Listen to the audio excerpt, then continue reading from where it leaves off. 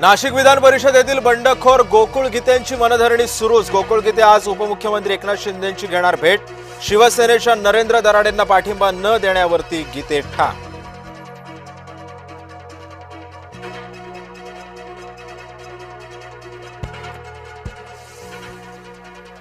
मुख्यमंत्री देवेंद्र फडणवीस 2 दिवसांच्या दिल्ली दौऱ्यावरती। आज एनडीएच्या बैठकीला उपस्थित राहणार, तर उद्या नीती आयोगाच्या बैठकीला लावणार हजेरी।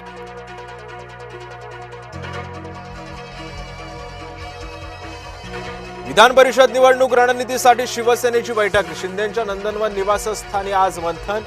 नाशिक विधान परिषदेच्या वादावरही चर्चेची शक्यता।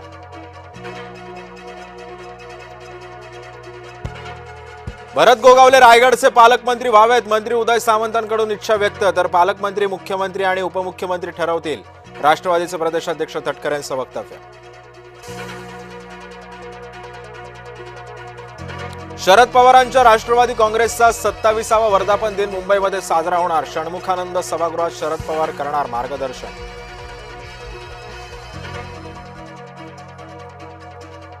आज नरेंद्र मोदी बनले भारताचे सर्वाधिक काळ पंतप्रधानपद भूषवणारे पंतप्रधान। मोदींच्या 3ऱ्या कार्यकाळाला सुद्धा 2 वर्ष पूर्ण।